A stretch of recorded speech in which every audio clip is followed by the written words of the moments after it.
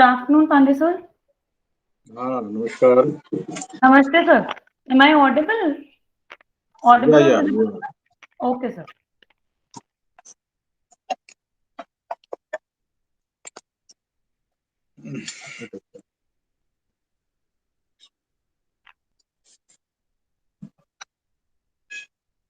Yeah, speak up. So एक बार Yes, sir. Mute पे डाल दीजिए. आप म्यूट कर दीजिए video.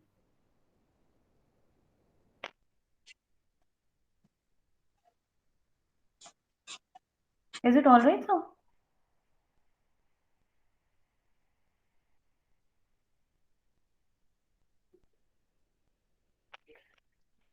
First of all, this is to inform you all that this meeting is being recorded for our records.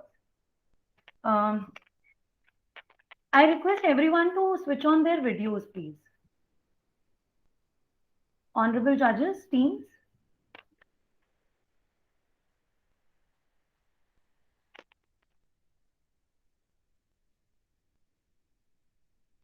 Team 511. Yes. Team 531. Two participants are yet to switch on their videos.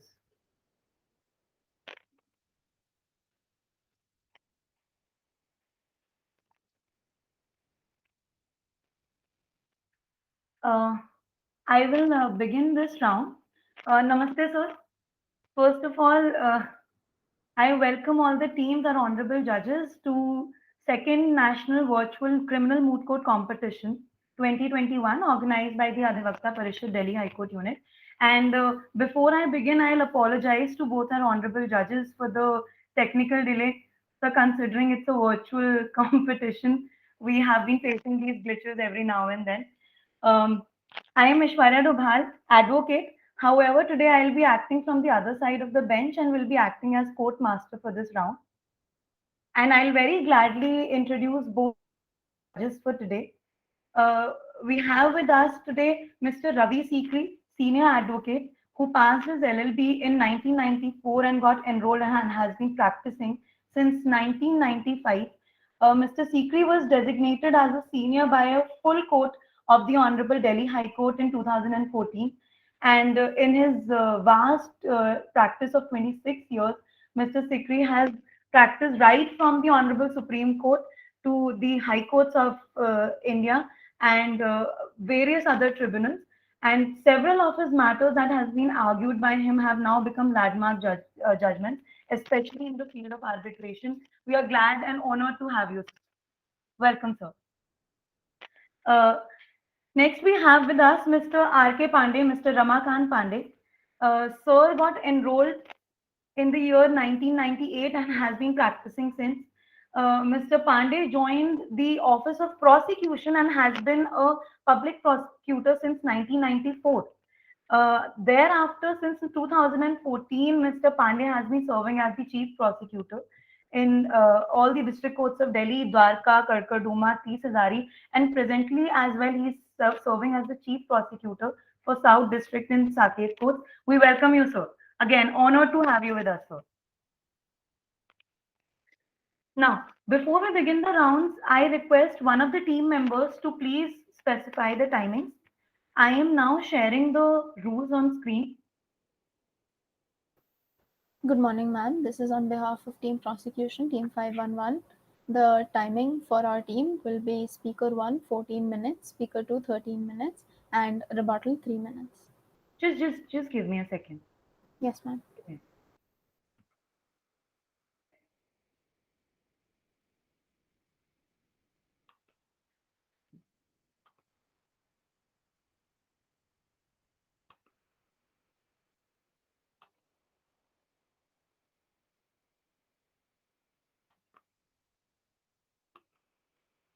Yeah, for the convenience of the teams and the judges, I'm also displaying the rules in brief here.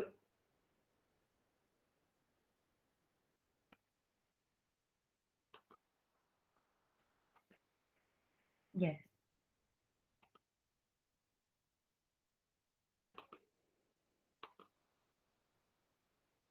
Are the rules visible on screen? Yes. So, team prosecution, what will be your timing?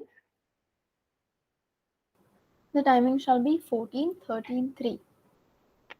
14, 13, 3. Yes. And for the team 531, Ma'am, speaker 1 will require 14 minutes, and speaker 14. 2 will also require 14 minutes, and we save rebuttal for 2 minutes. 2 minutes. Honorable judges, if I may clarify this, both the teams get 30 minutes of total time, in which each speaker will have maximum of 20 minutes. However, the teams have specified that their timings as team 511 as 14 minutes, 13 minutes, and thereafter 3 minutes for rebuttal. The second team, team 531, which is the defense, has specified their timings as 14 minutes and 2 minutes for rebuttal. Yeah, that's all right. All right, that's all right. We can. Now, with the permission of the honorable judges, if we may proceed with the Yes, please go ahead. Yes. Please. Greetings to the bench. This is the counsel appearing on behalf of the prosecution in the case of State versus Sameer and others. The counsel seeks permission to refer to the bench as your lordship. No, you can simply refer. Sir is fine. Please go ahead. Moving to the statement of facts, Sameer and Monu were detained during the search by special cell of the Delhi police in Farakka Express with currency which were later opined to be fake Indian currency notes on examination by the CFSL on examination. In their examination with the police, they mentioned the involvement of Kalu Mama and the two other accused, Peter and Sohail. The charge sheet in furtherance of the confessions of the three accused demonstrates that Kalu Mama collected the FICN from Sohail for sending it to Pulwama through Sameer and Monu, where it had to be collected by Peter to carry out bomb blast on Indian convoy. They have relied upon the evidence of CDR, geographical mapping, and the witnesses who saw them together. Sameer, Monu, and Kalu are said to be liable under Section 120B, 489B, C, Section 121, 123, and Section 201 of IPC, and Section 16, 17, 18, 20 of UAPA. Moving to the statement of jurisdiction, the Honorable Court has jurisdiction to entertain the instant matter under Section 26 of CPC 1973 and Section 13 of the NIA 2008. The present counsel shall cover the guilt of Sameer, Monu, and Kalu Mama with reference to FICN, and my co-counsel will deal with the guilt under criminal conspiracy, terrorist activities, and concealment and disappearance of evidences. Now proceeding with the first issue, the counsel shall deal with the issues in a twofold manner. Firstly, the counsel will deal with the guilt of Monu and Sameer, and secondly, the guilt of Kalu Mama. The counsel seeks permission to move ahead. Please go ahead. The first contention is regarding the liability of Monu and Sameer under Section 489B and 489C. Section 489B refers to the involvement of any person in transactions of counterfeit with reasonable knowledge or belief. Section 489C refers to the possession or the intention to use the counterfeit currency as genuine with the knowledge or reasonable belief. Both the sections involve knowledge or mens rea on the part of the accused. Knowledge or having reason to believe is important and has been reiterated in the case of Uma Shankar versus State of Chhattisgarh. Now, to establish mens rea, the mens rea will be established in a five-fold manner. So now moving to Section 15 of Indian Evidence Act, facts which bear question of whether or not it was accidental or intentional depends whether it was done with intention or not. The facts of such acts performed become a part of a series of similar occurrences in which the person doing the act concerned is relevant. Moving to the first contention regarding mens rea, in moot proposition, page 17, paragraph 17.10, in examination by special cell of Delhi police, Sameer disclosed that he, along with Monu, used to receive consignments from Kalu and travel in general coach of trains as it was safe. The two accused had hidden, to be noted, the two accused had hidden the counterfeit currency in the secret section of the bag. This mannerism is reflective of their knowledge and intention to hide. Such mannerism was referred in the case of Kiran Kumar K. Handa versus the state of Maharashtra. Here, the accused had stuck up the bag containing fake currency near their abdomen under the pants. The court concluded in that the mannerism indicates that they were aware of the notes and they were counterfeit. The fake currency found in possession of Sameer and Monu were verified to be of high quality by CFSL in accordance with due procedure of law. Now moving ahead with the second contention regarding FICN. regarding mens rea. In the case on interrogation of the accused, they disclosed that the consignment of consignment were to be delivered in Pulwama to Peter. It shows that they had knowingly been taking the FICN, and the mens rea was further to give it to Peter. Under Section 30 of the Indian Evidence Act, it says that court may consider the confession of the accused as evidence. It should be noted that the confession should also implicate the other accused in the same offense when they are being jointly tried. Moving to the third contention regarding mens rea, the CDR records or the call detail records and the location of mobile in moot proposition page 19 paragraph 17.16 shows clear evidence of Samir and Monu with Kalu and Peter. The Supreme Court in the case of K. Veluswamy versus N. Palaniswamy considered that the telephonic conversation held to be valid and CDR records could be a valid evidence in accordance to Section 3 of the Indian Evidence Act and Section 2T of the IT Act. The Supreme Court also observed that electronic records is admissible as per evidence unless it is contested in accordance to Section 85B of the Indian Evidence Act. It was also held in the case of Asim Sharif versus NIA. As per the facts, when the investigation, now moving to the fourth contention regarding mens rea, as per the facts, when the investigation started, Monu and Samir were held. Then Peter was at first absconding, to be noted. Peter was at first absconding, then committed suicide out of fear. Also, Sohail is absconding till now. Now moving to the fifth contention, fifth contention regarding mens rea. Kalu Mama made statement regarding India not being a country worth to live and also called it to be a country of intolerance. He admitted the link of Sohail with Lashkar-e-Taiba. The blast code Dulhan ko sajane ka waqt aa gaya has been reiterated thrice by Samir, then by Kalu in his witness statement in proposition page 55, wherein he has also stated the fact that there is some conspiracy and the secret blast code. In the case of Sahu versus State of UP, the father-in-law who murdered his daughter-in-law before committing the murder in the morning reiterated the words, "I will kill you." Similarly, the secret code has been reiterated by Kalu time and again. Now moving to Section 8. According to it, the facts of are relevant, the facts of preparation are relevant, and they highlight the preparation when the motive of the offense gains relevance after the crime has committed. So the meeting of the three accused come under preparation and they are highlighted after the counterfeit currency has been confiscated. Moving to Section 114, the court may presume the existence of any fact related to the common course of natural events, human conduct, and public business in related to the facts of the particular case. Section 106 deals with any fact with the knowledge of any person. The burden of proving the fact is upon him. Here in the present case, if the respondents contend that there was no knowledge that the currency notes were fake and there is no mens rea, then according to Section 106, this special knowledge has to be proven by the respondents. The onus of proof lies on them. From the series of incidents, it can be held that the accused, from the 5 series of incidents of mens rea, the 5 contentions which have been given, that their act was in furtherance of common intention or transacting and intending to use the FICN. The conspiracy and common intention will be further highlighted by my co-counsel. It is submitted that Monu, Samir are guilty under Section 489B and 489C. Now moving to the liability of Samir and Monu under Section 17 of UAPA. Section 17 of UAPA deals with punishment for raising funds for terrorist activities. According to it, whoever directly or indirectly helps in raising funds or provides it, knowing that funds are used for terrorist activities, are held to be guilty under this section.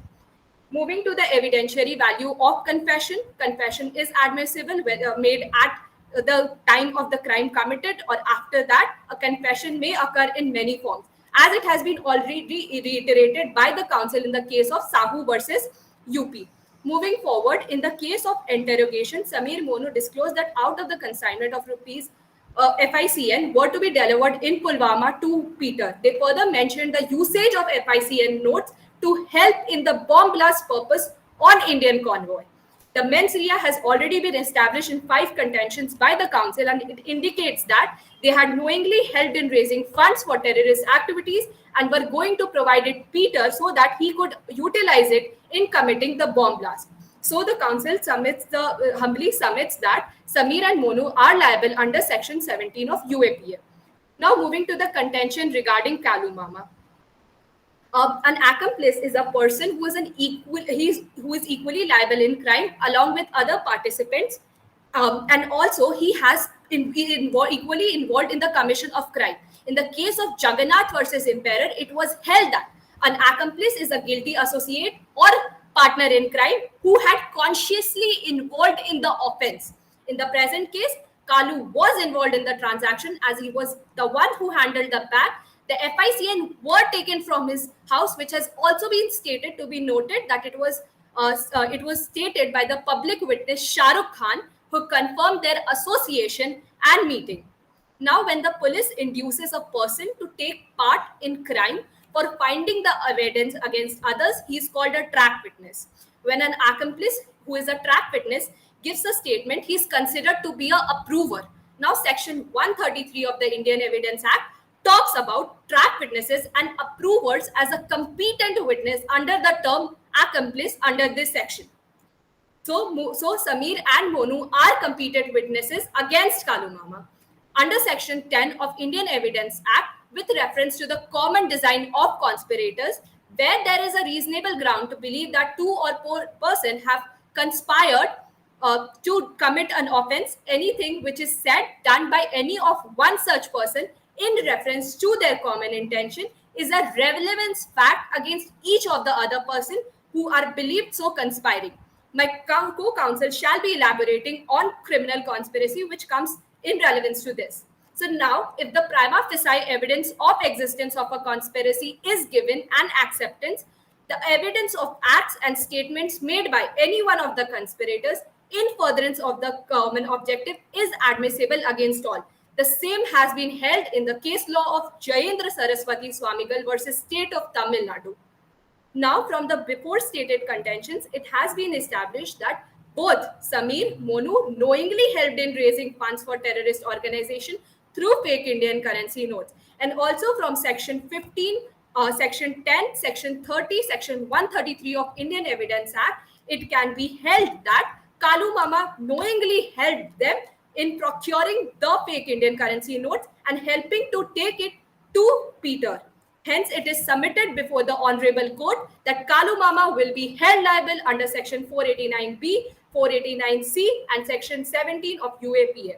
So if the court is pleased with the arguments, now the council would seek permission to bring forth the co-counsel. Just one question here. See, you admit it's a fake currency, right? 5 lakh rupees, which you haven't mentioned, the total money was received 5 lakhs, right? 2,000 rupees note. Okay. Now tell me, as you submitted, they wanted to raise the funds to commit a terrorist act, right? To create terrorism here. But if it's a fake currency, how they're raising the funds? Because what are they going to do with the fake currency? So, sir, thank you for your question, sir. So the basic contention was to disrupt the monetary stability of the country of India. This is also under Section 6 of Investigation of High Quality of Counterfeit Indian Currency Offence Rules 2013, whereas it has been clearly stated that if fake currencies are there with face value more than 1 lakh, and if it is in question, that it is deemed to be fit that it is used for raising funds, and as it is the usage of it is to disrupt the monetary stability of the nation. No, correct. It is, as you say, it was 1 lakh, if it's more than 1 lakh, it is there to raise a fund. You can stop a watch and so far as that, because we are raising a query here. But that's right. But how would my question to you is, that's all right, but how would a fake currency will help in raising the funds? It has to be original currency, right? No. If it's original currency, then only they'll raise a fund and they can implement that money, or they can use that money into a terrorist act.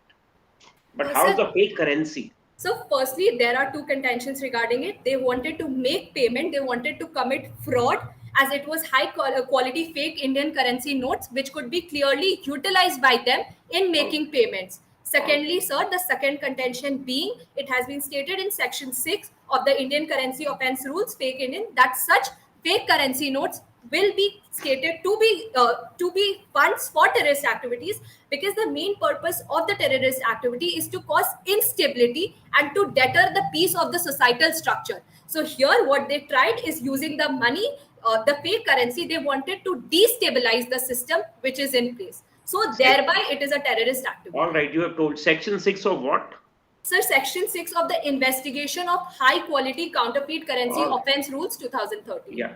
All right. Thank you. Next. Thank you so much, sir. Now I would like to request the court to allow my co-counsel to continue with the case further on. Greetings, Your Lordship. This counsel seeks to proceed with the following issues in a threefold manner. The counsel shall first deal with the guilt of the three accused under criminal conspiracy, under terror. It is submitted before the court that my co-counsel has already proven before the court the mens rea and the actus rea of the three accused, namely Samir, Monu, and Kalu Mama in the counterfeit currency, its possession, circulation, and intention to use it in circulation. For clarification, it is mentioned that by the very nature of the currency being high quality,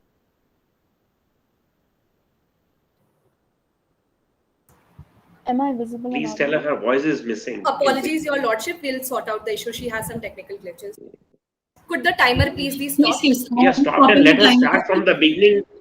So, okay, stop the timer and let us start from the beginning once again, because we've lost the touch. No issues. Let her take a trial of this and then let her come back. Thank you so much, Your Lordship. I'll just.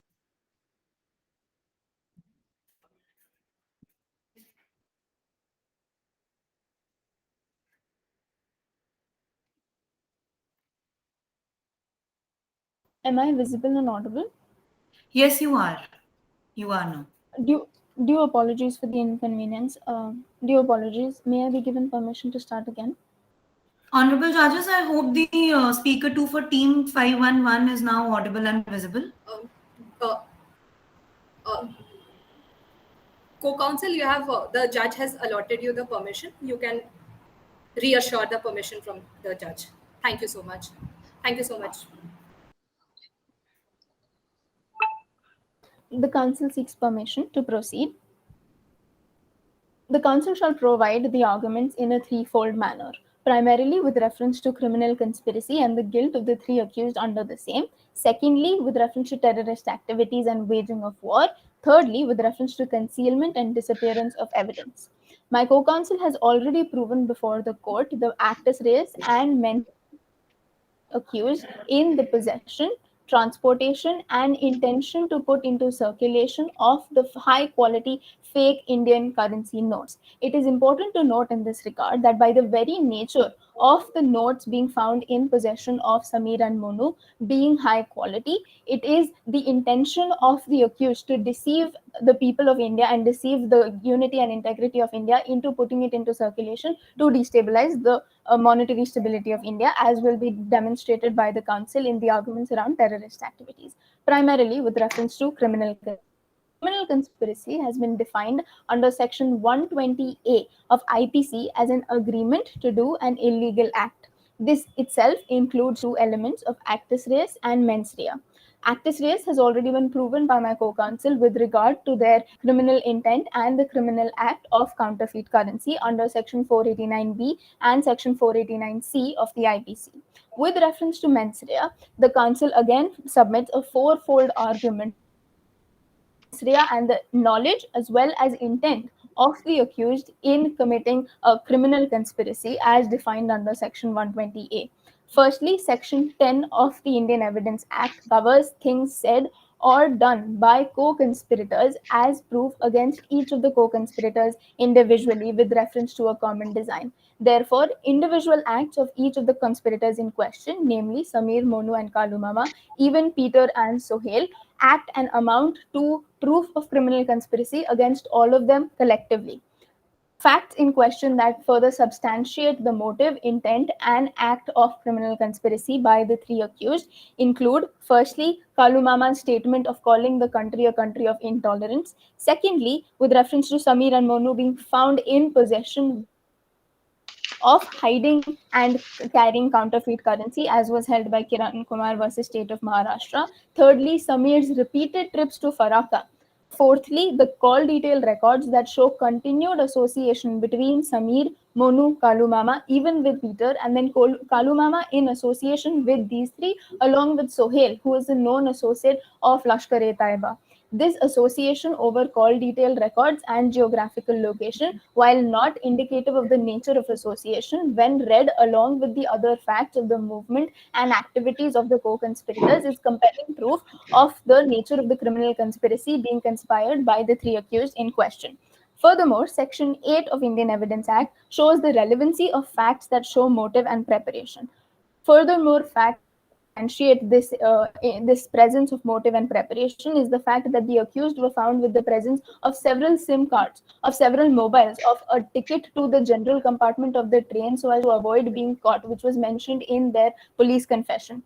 Lastly, with reference to section of 114, by the very nature of criminal conspiracy, it has been held in several judgments that the nature of criminal conspiracy as a crime is one which is secretive and confidential. A direct line of proof cannot be expected from the prosecution to be drawn because of the nature of the crime.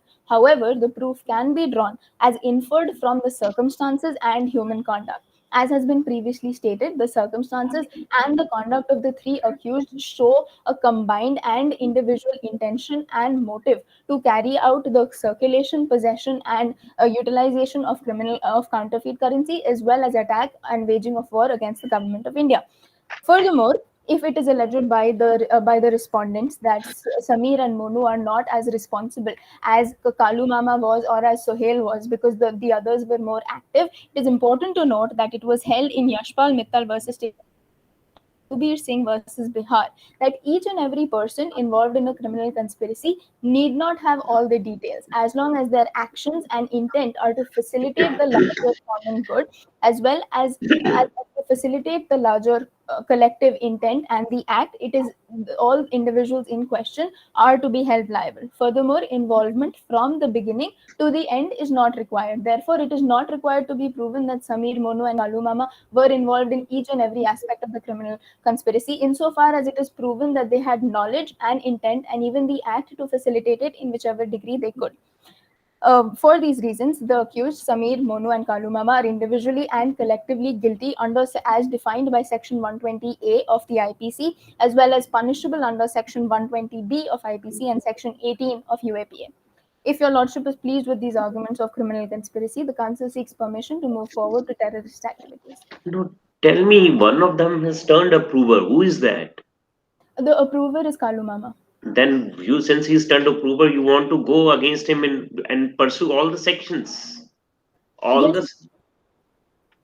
Yes. Your lordship, he has turned approver because he was not involved, he was not found in possession of the counterfeit currency. Correct. Therefore, he cannot be considered as among Sameer and Monu. However, he did facilitate, had knowledge of intending to facilitate, and was instrumental in the carrying on of this criminal conspiracy and the further activities. Therefore, he is liable under the same as well. No, but see, one is counterfeit currency, right? Yes, sir. But other thing is your terrorism, which that's even, worse. Yes, sir. So naturally, you can't just give him up because he's the main source, as you have said, because I've gone through your briefs. But then at the same time, why do you want even conspiracy there? See, both these two gentlemen, I mean, accused, you can say, the first one who were traveling in the train, your Sameer and Monu, they were to simply hand over the money, currency. They had no idea, both of them, or at least Monu really doesn't have any idea, be it even if it was Sameer. So how you say? And tell me one more question. Anyway, you're appearing for state here, but then Monu, what's the action of Monu here? How he's involved in, with the intention to create terrorism here? Your lordship, I will answer this in a twofold manner. Firstly, with reference to involvement of Monu, by the account of the defense witness, not under the confession under police custody, by account of defense witness, which is given in Exhibit 7, Sameer and Monu admit that Sameer was raised by Monu's father. They have had a close association since childhood. Furthermore, in the defense statements itself, Sameer and Monu both individually submit that they were under some union activities and therefore they worked in cohort with each other. It is submitted before the court that this union activities was a guide for the terrorist activities, and Sameer and Monu cannot claim ignorance. And the same substantiation with the facts of the call detail records, of the possession of currency, of the traveling back and forth to the same places where the other conspirators, being Kalu Mama, being Sohail, being Peter, all of these show proof that Sameer and Monu cannot claim ignorance. Furthermore, if it is the question of how counterfeit currency can be read into a larger and much more grave crime of terrorist activities, that counterfeit currency, first of all, had the quantum of 10 lakh Indian rupees, which is a quantum that may damage the monetary stability of India. And secondly, because that was intended for an attack on the Indian Army convoy, which is damage to the property and property intended for use of defense by the government of India. These arguments shall be substantiated shortly here. Now, terrorist activities have been defined under Section 15 of UAPA, and Section 15, any act which threatens the security or intends to strike terror in the minds of the people of India will also come under a terrorist activity. By the very actions of Sameer, Monu and Kalu Mama, they did threaten not only the national security, even the monetary security of India, and by that very act, they did acts which would strike terror in the minds of the people. Namely, two clauses. First clause is subclause 3A of Section 15 UAPA, which is damage to monetary stability through production, smuggling, or circulation of high quality counterfeit currency. The acts of the accused follow all the criteria given. First of all, it has the potential to damage monetary stability by the fact that it is 10 lakh rupees. They found circulation, they intended circulation, they were found in possession, which was also fulfilled. Thirdly, it is high quality counterfeit currency, as the CFSL report shows. And therefore, and lastly, with reference to Rule 5 of the investigation of fake currency note rule, as my co-counsel also submitted, was that the three highest denominations issued by RBI come under the category for terrorist activities for counterfeit currency. Therefore, the acts of the three accused fulfill the criteria of Section 15, subclause 3A, and make them liable. With reference to Section 15, subclause 4, damage to property intended for defense of India by the state is also included under this category, and the intent of the circulation of counterfeit currency was for the attack on the Indian Army convoy, that too on 15th of August. By that very intent, and by the nature of terrorist activities not requiring commission, but also including abetment and attempt, these two acts, in light of the circumstances, are proof that the three accused had intent and did actions under terrorist activities and should be liable for punishment under Section 15 of UAPA. Having thus proven the intent, the knowledge, and the acts of the accused in counterfeit currency, thereafter in criminal conspiracy, thereafter their fulfillment of the criteria required by UAPA for a terrorist activity, the council wishes to proceed to show how the accused should be liable for membership of terrorist organization under Section 20 of UAPA.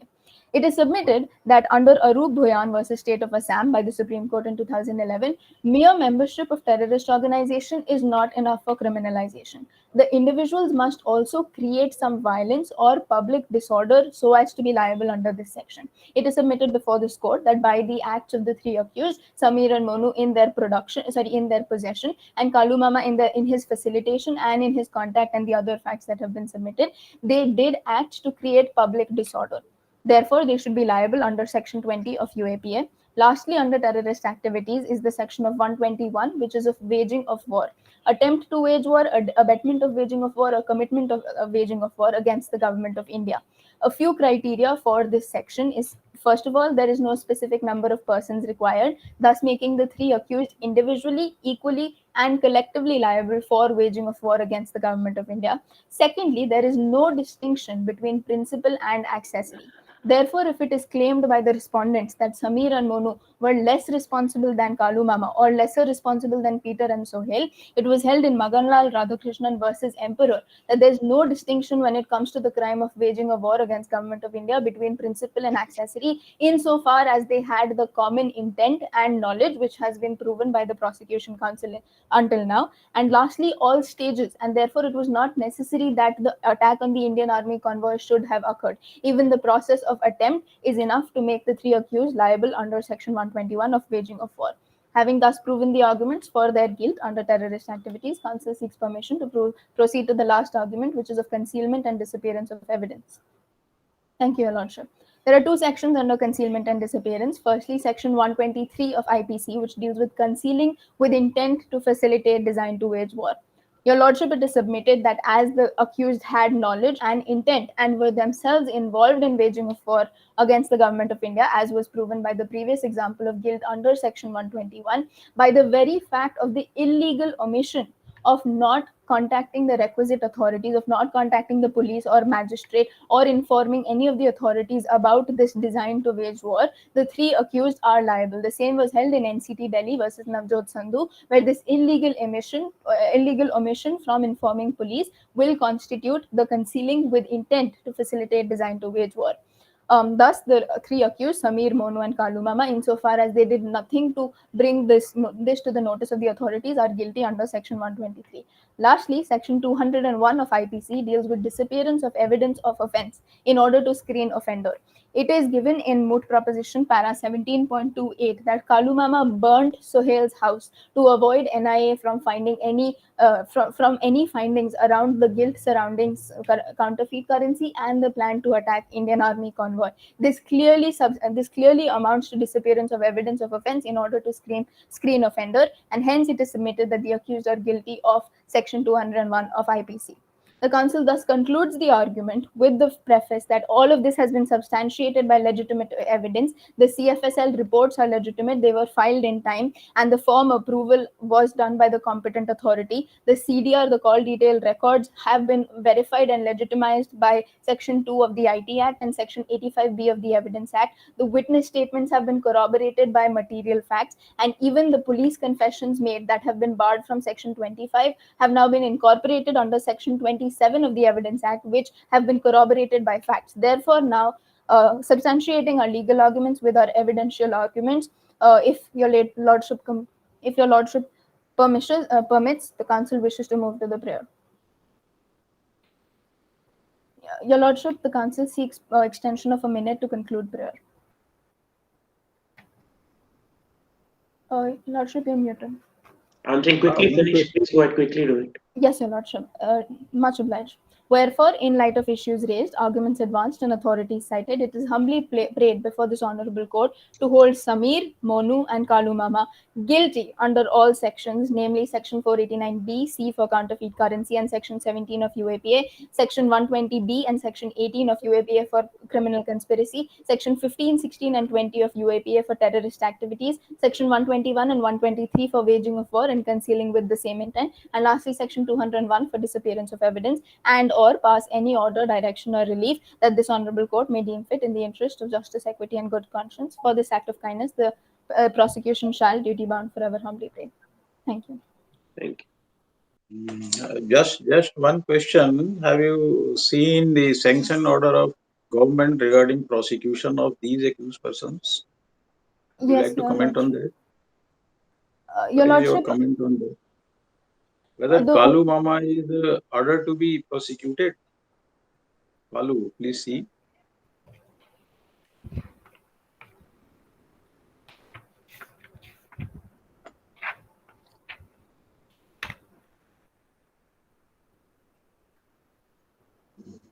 Your Lordship, despite Your Lordship, it is very No. Are you aware what sanction order is actually? Have you heard of this term? This is for the transfer from the special police cell to NIA. No. Yes. Overall, you are ordering the case whether you have the competent authorities orders for prosecution of these accused persons. If so, please see. Would you like to comment on that? Your Lordship, there is no comment from prosecution in that regard. All right. Due apologies.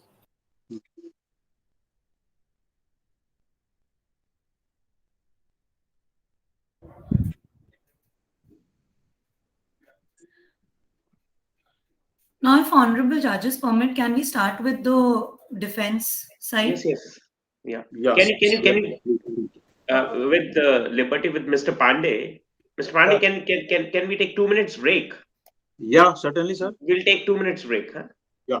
The teams, on the honorable judges, kindly do not leave the meeting. Just mute and. No, we are not leaving. Come on, we are not leaving. Yeah. Sorry, sir.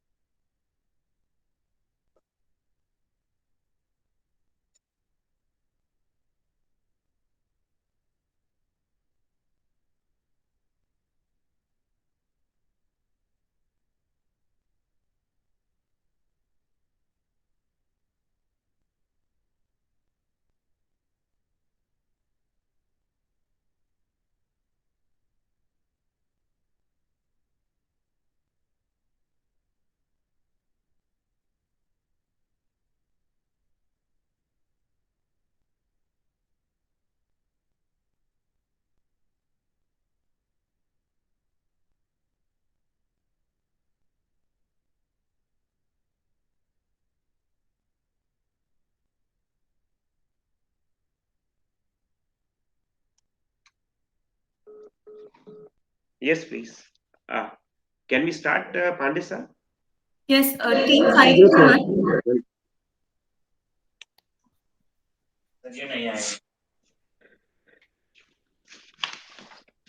Team 531. Yes, ma'am. Both the speakers are ready. Yes, ma'am. Pleasant afternoon. Council would like to seek permission to address the bench as your lordship. Yeah. Much No, obliged. I said sir is fine. Please go ahead with this, sir. Don't call lordship, call sir. It's okay. Much obliged. May the council state the statement of fact as the opposing council has already stated. So, do the council require to state? Yeah, please. The two accused, Samir and Monu, were arrested on 20. Before you start, just one question. There are 5 accused here. Yes, sir. One has committed suicide, one is absconding, right? Yes, sir. Whom are you guys representing? How many accused and who all are you representing? Or you have no strategy about that? Sir, the case is regarding accused 1, Samir, accused 2, Monu, and Kalu Mama, because the FIR has been filed for these. Correct. But you otherwise you have not identified. You are representing all the accused, which means. All right, you go ahead. All right. See, next time be careful, because when you are representing, there are 5 accused. So you can simply say there are no instructions for 4 and 5 in any case. Anyway, please go ahead. All right. Yes, Your Lordship. The accused were arrested from the Faraka Express, where they were arrested under section 121, 123, 201, 489B, 489C of IPC, and section 16, 17, 18, 20, and UAPA Act 1967. After the investigation, the accused were charged under these sections. The council would deal with the two issues: whether all the evidences and witnesses produced before are reliable and of high quality, and the accused are not liable under section 120B, 121, and 123 of Indian Penal Code 1860. According to the issue 1, it is humbly submitted before this honorable court that the accused Samir, Monu, and Kalu Mama are hereby accused under these sections, which are which are by the opinion of the council, that the evidences and witnesses are questionable and are directly not proving against them. The above stated issue will be further explained in threefold manner: whether the report provided by the CFSL is on the time or the extension of the delay. Sub-issue 2 is the abusing of the call records without furnishing the certificate 65B of Indian Evidence Act, and the sub-issue 3 deals with the reliability of informer Guddu Singh and his statement in itself. The council comes at for the sub-issue 1 is whether the reason behind the delay of nearly 2 months for the report provided by the CFSL. It is submitted before this honorable court that the fake Indian currency notes were seized by the police on 25th of February 2015, and the report provided by the Central Forensic Science Laboratory was on 16th April 2015. There was a delay of approximately 2 months. If this fake currency contended for the bomb blast, as said by the prosecution, this comes to the for the national threat. It's come under the security of national threat, and if it is a threat to the national security, why is there a delay of 2 months for the report provided by the CFSL? This fact is proliferated on the account of neither CFSL form has been filled by the prosecution witness, or more importantly, there was same seal on the currency note and the CFSL, which requires in order to check the tampering of the case in the case. According to the case of Edgerton Jackson versus the state, it is hereby observed that Honorable Court stated that CFSL form should not only be prepared at the place of occurrence when the case property was seized from the accused, but the same should comply in the case property right from the recovery till the delivery of the case property to CFSL. The delay in the given case questions on the verdict of the Honorable Court. It is also submitted according to the issue of Tej Singh versus the state. It was stated that requirement to dispatch the article and the report provided must be of the less possible delay is mandatory requirement. Here the delay was about 2 months, and what the reason behind the delay is causing the fatal by creating a doubt, but also renders the accused person being deprived of the fact whether the article are being kept in what condition and how many people were handling the seized article before sending to CFSL, and what was the reason behind the delay. There was a huge possibility of tempering the CFI and notes. According to the case of Valsala versus the state of Kerala, it has been held that Apex Court that the case of delaying in sending would not be fatal if it has been shown the article was kept in proper custody, implying thereby the oath to be the evidence of the such and an important link.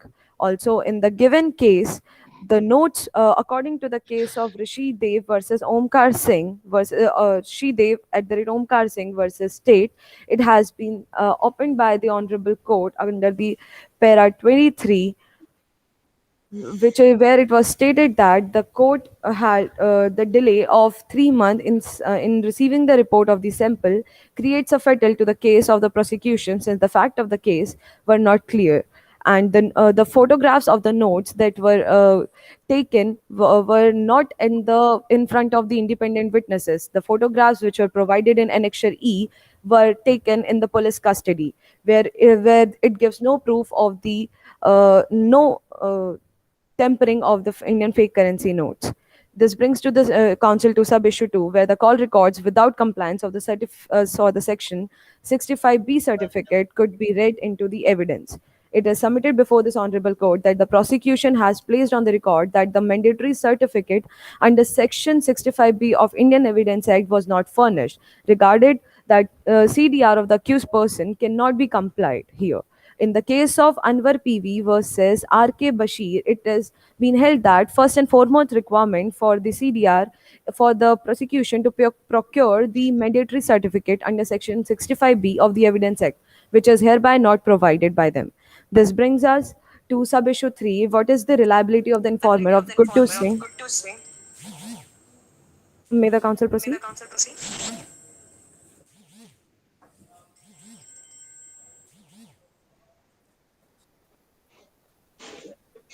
Sorry, what happened? What is the this brings to the council to sub issue 3 that the reliability of informer Guddu Singh. It is humbly submitted before the honorable court that there is a question on reliability of the informer Guddu Singh, because in his statement, which is provided in Exhibit 6, where police has recorded it's his age as 38-year-old, whereas he himself mentioned his age at 28 years old. Also, in the FIR filed, his date of birth is provided of 1993. From 1993 to 2015, it comes out to be 22 years old. So this is a huge question on the reliability of the informer Guddu Singh, because the identity of Guddu Singh is questionable here. If this No. comes under Okay, please go ahead. Yes, Your Lordship. If this comes under the improper behavior of the police or some kind of lack of compliance of the police, how can this be an adequate information provided to charge any person under the Unlawful Activities Act and other various terrorism activities? So This you mean to say he's not a reliable witness for the police because he's PW1? Lord, sir, Can you clarify? Because as in FIR, his date of birth is mentioned 5th of March 1993, which makes him 22-year-old. And you said in his statement given to the police, must be under what? How much is in his evidence? How much age did he mention? Sir, in his statement, he stated himself as 28 years old. Okay, so there's a contradiction, 22 and Exactly. 28. Also, police in his heading also stated his age as 38 years old person. Where? In the Exhibit 6 of the moot proposition provided, the heading provided by the police officers, his age was mentioned as 38 years old. All right. This brings us to the question on the identity of the informer. This leads for the question on his identity.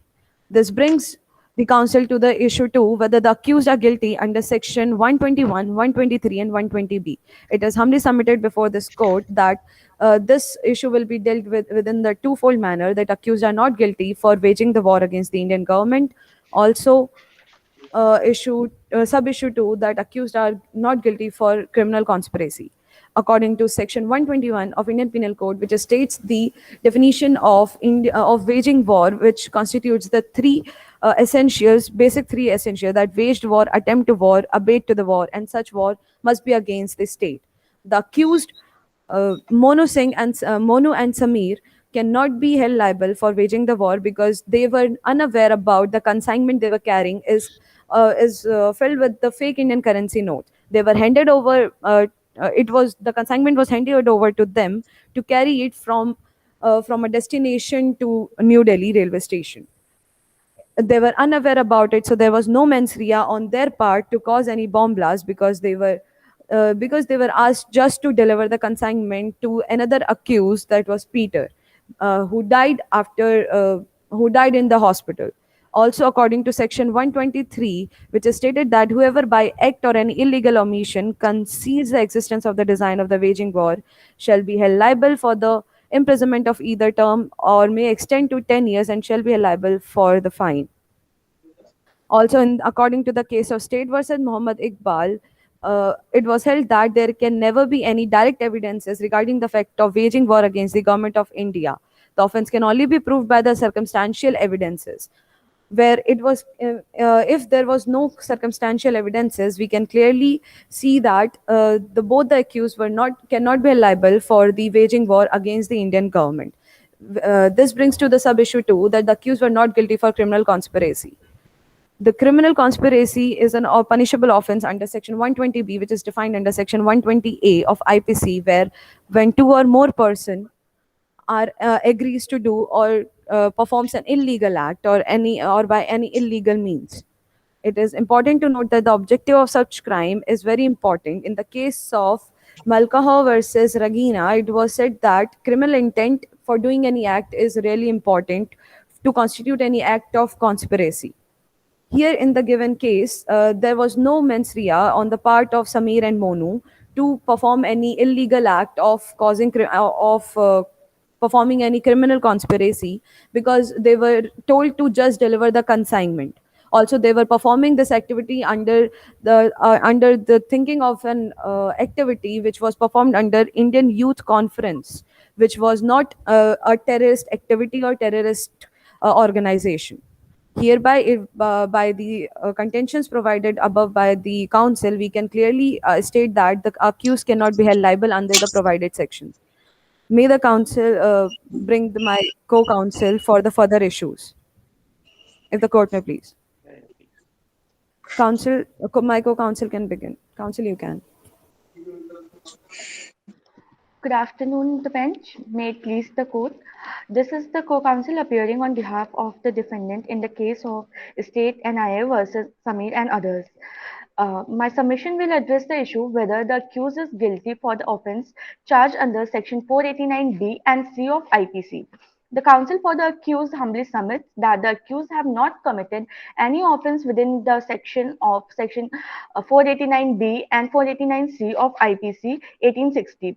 Section 489B of IPC deals with the use of fraud and counterfeit currency or banknotes. The offense is committed only when the false currency is distributed as though it were a genuine currency. According to Section 489B, the intention on the part of accused to use it as a genuine currency is must to prove for the conviction. The objective of this section is to stop the circulation of fraud notes by punishing all those who knowingly or having reason to believe them to be fraud. But in this present case, as per the statement given by the Samir, Monu and Kallu Mama, they had no idea that the given currency were fake. Also, as it was held in the case Uma Shankar versus the state of Chhattisgarh, mentioned on footnote number 37 of the memorial, the Supreme Court observed that the mens rea of the offense under Section 489B and C, that is, knowing or having reason to believe that currency notes are fraud, is must. Also, Your Lordship, as the prosecution mentioned about the Rule 6 of the Investigation of High Quality Counterfeit Indian Currency Rule 2013, I would like to bring your attention on the clause 6 that it says that the CFSL has to, it is must for CFSL to give the report of the fake currency within 15 days after the submission of the sample to them. And in the same clause, subclause 2 says that it is the liability of the police to give the sample to CFSL within the 48 hours of the after receiving the fake currency. But in the present case, they received the fake currency on 25th February 2015, and the sample and the report they received from CFSL was in April. So I would like to question the prosecution, what is the explanation about this delay? Further, moving to the next issue, Your lordship, and also your lordship, there was no recovery as such, though international check post or border as FICN were recovered at New Delhi railway station. As pointed out above, there is no evidence to show that the accused processed the fake currency note, and there is no evidence to show that they have circulated those fake currency notes as a genuine currency in public. Offense of criminal conspiracy is also not proved against them, as there were not any common intention among them to do a bomb blast at Pulwama, as mentioned by the prosecution. There is no evidence worth the name on record, even remotely, to suggest that the accused had in fact counterfeit the currency notes, nor there is an evidence to show that they have received it from the accused to another. Uh, Hence, it is humbly submitted before the Honorable Court that the accused are not charged guilty under Section 489B and 489C of Indian Penal Code. My next submission will address the issue whether the accused are liable under sections 16, 17, 18, and 20 of UAPA 1967. It is humbly submitted before the Honorable Court that the accused under section 16, 17, 18, and 20 are accused are not liable under section 16, 17, 18, and 20 of UAPA 1967. The accused do not belong to any terrorist gang and organization, as there was no record found earlier of their belongingness in these terrorist activities. Mere possession of FICN cannot prove their conviction for their involvement in terrorist gang organization. Also, no ammunition or explosive material were recovered from the accused. The respondent submits that the accused cannot be charged under Section 16 as it prescribes punishment for committing terrorist act as per the definition of Section 15. Terrorist act is defined as whoever do any or with intent to threaten or likely to threaten the unity, integrity, and security or sovereignty of India, or with intent to strike terror or likely to strike terror in public or any section of the people in India or in foreign country. But in the given case, there had been occurred no any terror like this, and there was no any mens rea on the part of the accused. In case Jyoti Chor versus State of Maharashtra, mentioned on footnote number 41 of the memorial, the court interpreted that possession of any particular social or political philosophy would amount to an offense, though such literature is not expressly or specifically banned in any provision of law. And it is very shocking provision for a democratic country like India to consider it as an offense. It is essential to note that UAPA is a stringent law which established liability in case of terrorism, impose heavy punishment, and hence cannot liberally constitute convict a person. It totally changed the principle of criminal law that from innocent until proven guilty to guilty until proven innocent. The council admits that while FICN were in accused possession, the intent to commit terrorist act cannot be established from the same. The same requires mens rea for harming the national security and integrity of the nation. All the circumstantial and documentary evidence do not prove that the case beyond reasonable doubt, and hence the accused can't be held liable under the provision. Hence, it is humbly submitted before the Honorable Court that accused are not liable under the given sections of UAPA. Also, sir, as the prosecution talked about the disappearing of the evidence, I would like to bring the attention of the court on section 201 of the IPC, where it is specifically mentioned that it is essential to prove that an offense has been committed. Mere suspicion that it has been committed is not sufficient. And here, uh, there's no any evidence of the offense has been committed. That the accused, second, that the accused knew and had reason to believe that such offense had been committed. And in this case, the accused had no idea what they were carrying, and they had no idea that it was for the purpose of the bomb blast, as mentioned by the prosecution. Also, your lordship, the accused talked about the Evidence Act, but they missed the evidence, the section 25 of the Evidence Act, which clearly says that the any of the confession made by the accused in front of the police cannot be taken as a evidence in the court. And meanwhile, all the speech of the prosecution, all the statement of the prosecution was merely based on the statement they received from the accused during their investigation. Hence, it is humbly submitted by the counsel in the court that the accused are not liable under the given sections of the IPC as well as in the UAPA.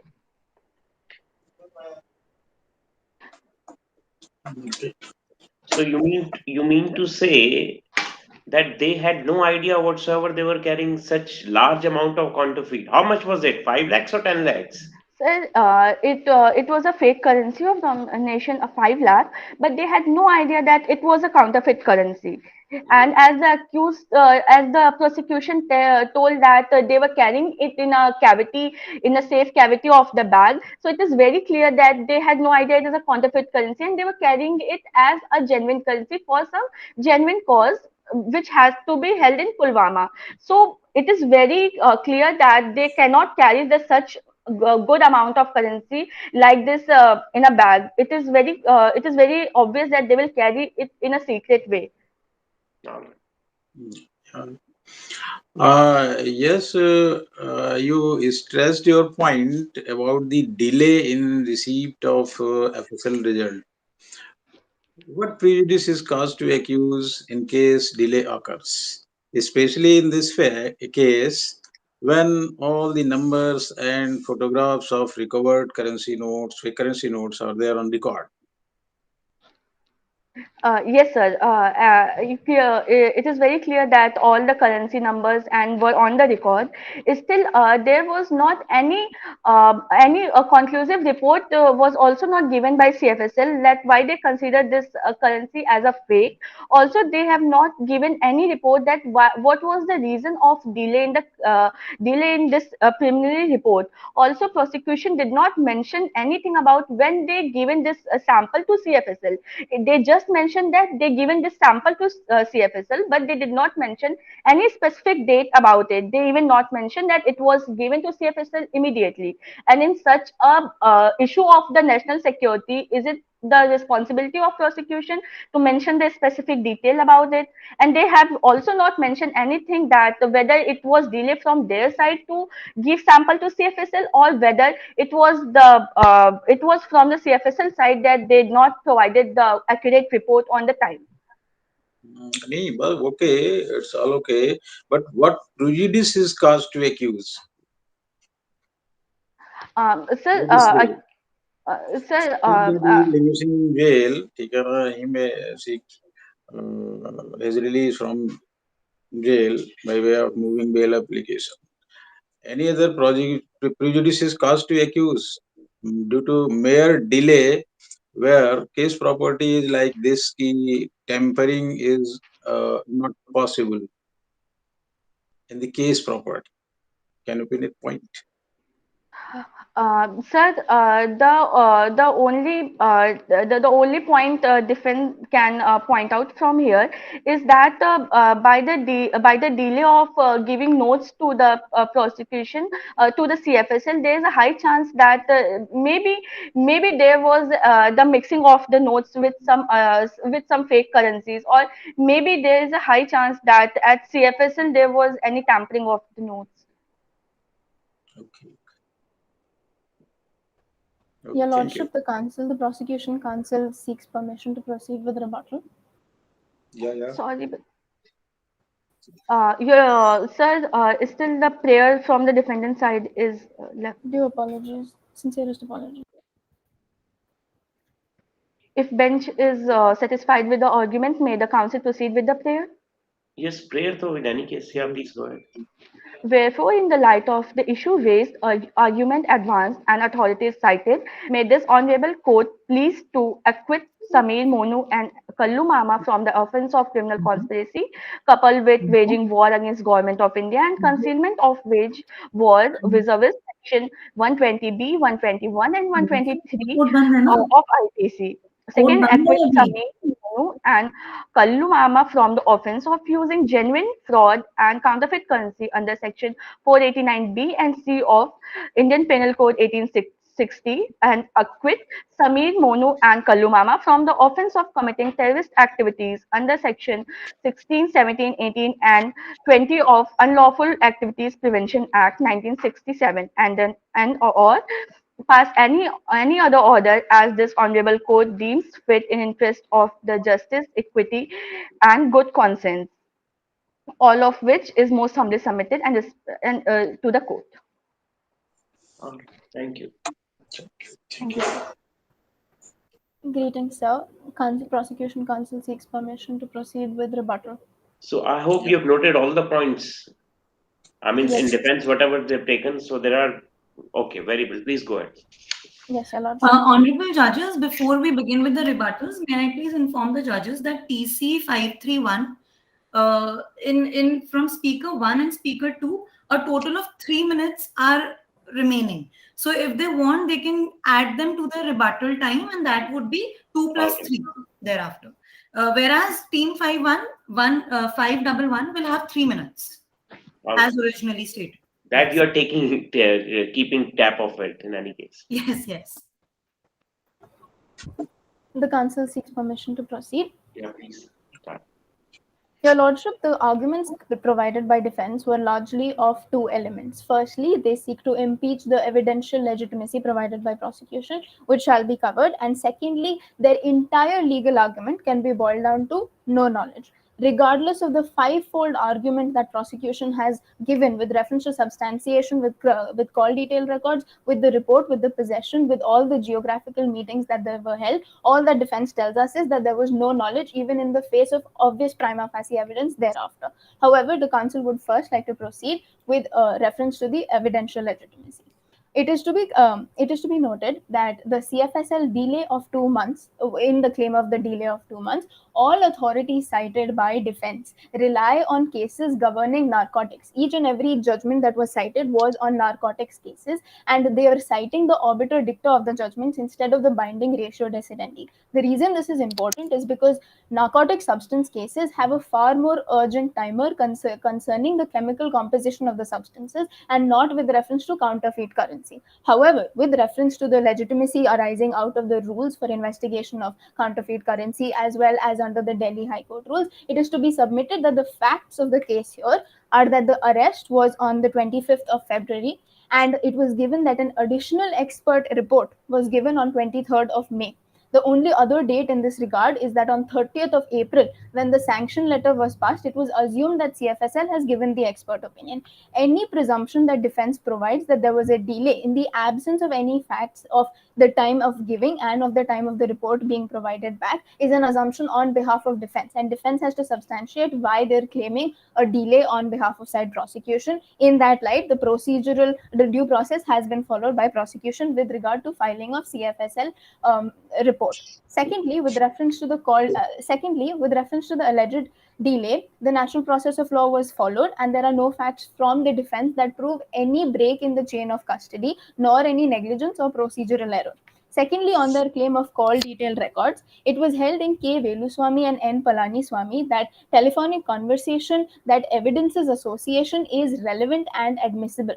Furthermore, Section 3 of the Evidence Act and Section 2 of the IT Act make these call detail records admissible evidence, and it is to be noted that the competent authority approved these, even if there is not the certificate that defense claims, the competent authority under the superintendent was granted.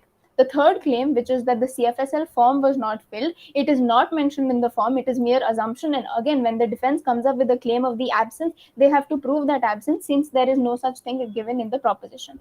The fourth point is reiterating that on page 50 of the prosecution, the approval of the competent authority under Section 6, subclause 3 of investigation of high quality counterfeit currency has been provided.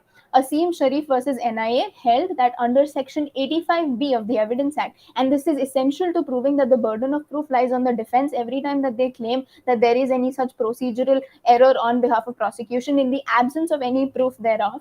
It is important to note that Section 85B of the Indian Evidence Act gives the presumption of validity and legitimacy of electronic records submitted by prosecution, and the burden of proof lies on defense, which has clearly not been fulfilled.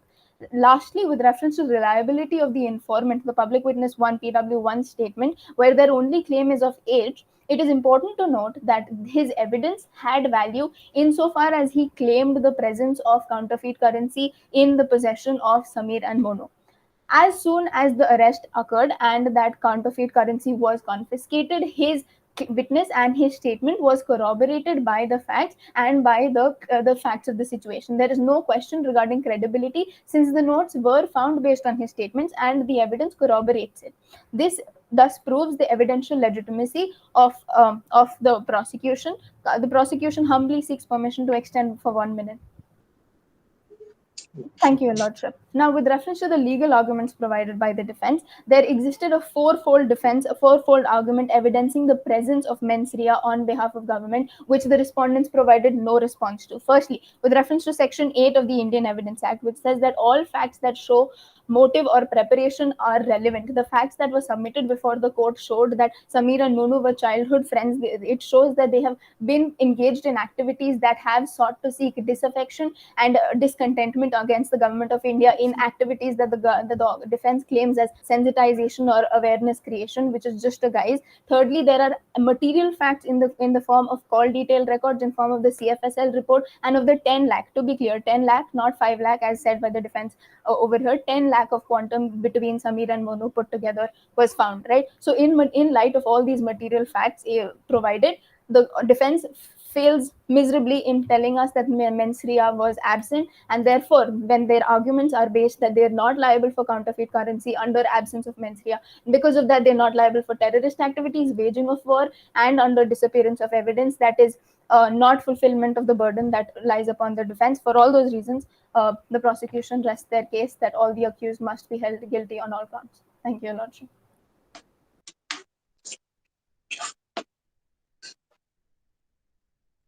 Okay. Sir, may the defendant proceed?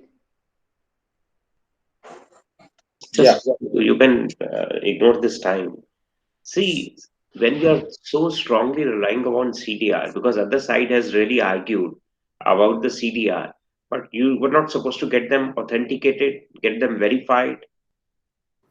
See, 65B is all right. You have taken a defense as 85, but what about the CDR? How you're so sure relying upon it? Because they're doubting your CDR, because you have not, nothing have in support of proving your CDR. You have not placed any material. What do you say? Just a quickly you can answer. What material you have placed? What do you have to say on that? Section 65B, when we understand the legislative intent, it is to ensure that legitimacy of due process is followed.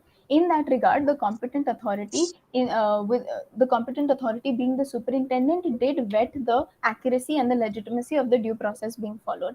And it is also mentioned that the certificate is only required to prove that legitimacy, and that has been proven in the facts itself. No. But what is the proof that CDRs were genuine? All right, no 65, no issues. But what is how you prove that they were genuine CDR? Yes, Your Lord. Two points are presented in that regard. Firstly, the competent authority did vet the legitimacy. Secondly, in the absence of any fact impugning the legitimacy of the call detail records, we can come back to Section 85B, which says that the presumption is of the accuracy. So that you have mentioned. All right. Thank you, Your Lordship. Yeah.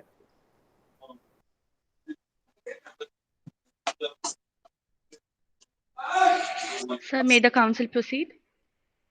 Please, let's finish. Much obliged, Your Lordship. As mentioned by the prosecution, that the accused were trying to wage war on the government of India, but on exactly on what point they are relying that the accused is trying to wage war on government of India, because all the evidences they took is from the chain of the events and the record of the CDR. So it is very common that just because from the phone call locations and the phone call details, a prosecution cannot say that someone is planning to wage war against government of India, as it is a huge claim on the accused. And also, Your Lordship, the delay in the CFSL report the prosecution is still not able to prove that what was the reasonable reason of the such delay, neither from the side of the police or from the side of the CFSL. What was the reason of the delay of such an important report in this such an important case? And also, the CFSL did not provide any particular report which contains the reason why they consider this currency as a counterfeit. Also, Your Lordship, as the prosecution talked about the mens rea, the element of mens rea is completely absent in this case, as the statement made by Kallu Mama, Samir and Monu under section 161 of CRPC, they clearly said that they had no idea that they were carrying a counterfeit currency in their bag.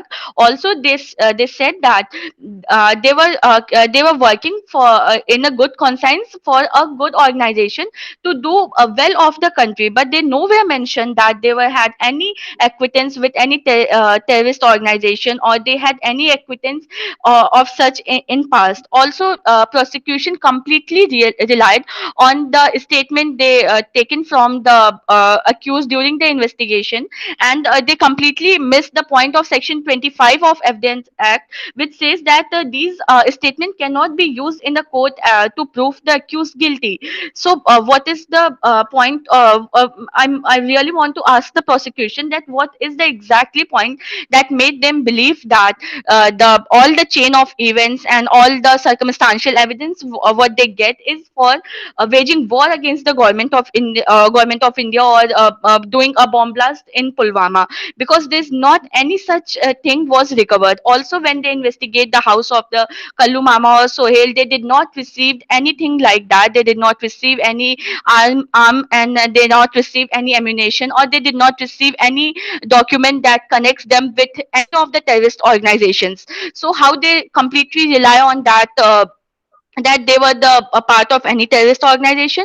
Also, Your Lordship, as they mentioned the charge of the 201 of IPC on the accused for the disappearance of the evidences, but in the proposition, there's nowhere mentioned that they disappeared any of the evidences.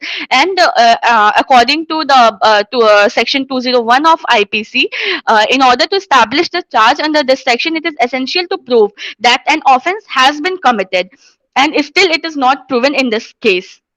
Thank you, sir. Okay. Yes, Mr. Pandey, any question you want to ask? Nothing further.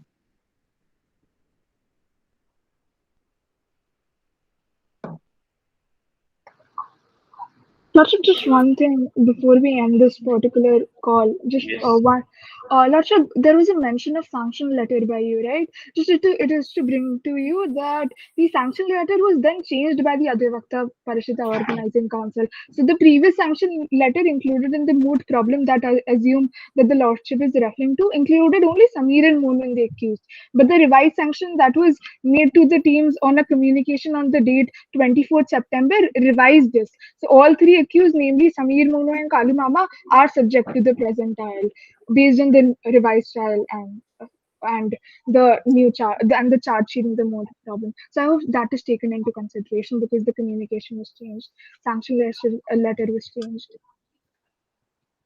This could Honorable also be judges, verified team by the- 511, is it the speaker, is it the researcher from the team which is making submissions? No, This ma'am, is it was not not a a submission. legal or oral submission. This is with Yes. reference to Honorable judges, because she's the speaker, she's the researcher from the team, then it's on the honorable judges if they want to take this into See, consideration or not. Otherwise, she's Please. clarifying on sanction. Is she actually? You're right. I mean, I've gone through your rules.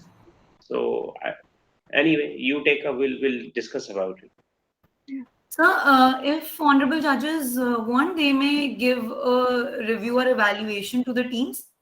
Otherwise, the teams may leave the meeting now. Yes, please. All right. Thank you, sir. thank you. Thank you, everyone. Thank you, sir. I request the Thank teams you, to sir. leave, and the honorable judges may please stay with us. Yeah, please, you No. guys can actually leave. Thank you Can so leave much, the sir. meeting. Thank you so much, Thank you, ma'am. sir. Thank you. for your Thank time. you, sir. It was pleasant. Thank you.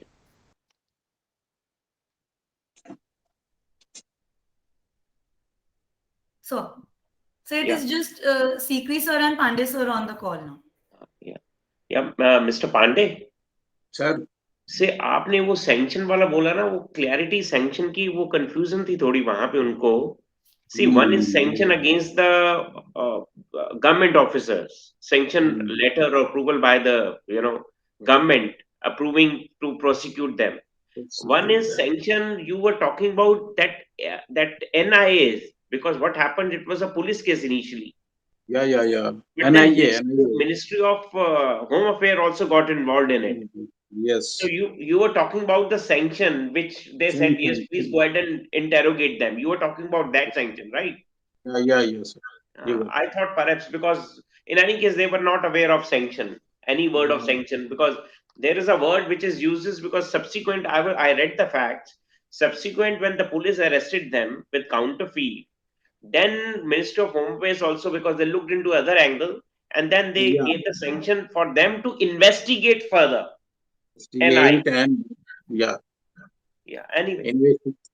So I'll do one thing, because why to hold Aishwarya on this? So we'll please note down my number, Pandey sir. We'll discuss and then we'll get back to. I have Aishwarya's number, so we can share with. How would we share?